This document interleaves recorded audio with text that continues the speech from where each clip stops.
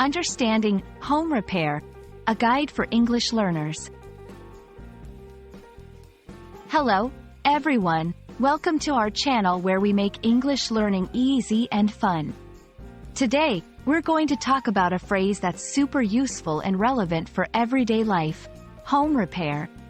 Whether you own a home or not, learning about this phrase can help you understand more about an essential part of life.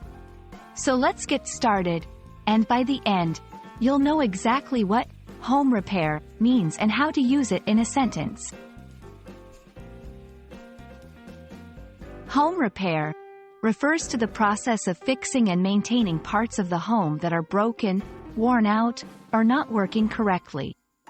It's a broad term that can include a variety of tasks, from simple fixes like changing a light bulb to more complex projects like repairing a roof or fixing plumbing issues. Home repairs can range from small and simple to large and complex.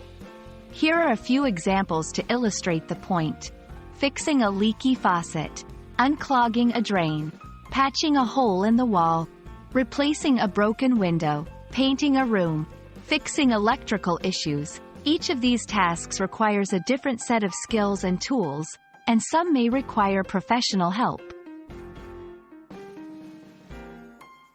Understanding the term home repair is useful for several reasons. 1. Communicating with contractors. If you need to hire someone for repairs, knowing this phrase helps you explain what you need. 2. DIY projects. For those who like to do things themselves, this term is useful when searching for guides or buying supplies. 3. Describing problems. If something in your home needs fixing, this phrase helps you tell others about the issue. Now, let's see how to use home repair in some sentences. I spent the weekend doing some home repair. The kitchen sink is finally working right. Our neighbor is very handy and always has a home repair project going on. Sometimes, home repair can be a fun activity for the whole family.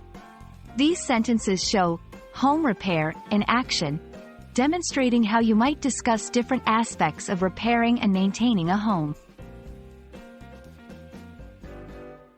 That's all for today's lesson on home repair. We hope this video has been informative and that you feel more comfortable using this phrase in your everyday English conversations. Remember, knowing terms like these can help you navigate living arrangements and can be especially helpful if you're in an English-speaking country. If you found this video helpful, please give us a thumbs up and subscribe for more English learning content. Happy learning, and see you next time!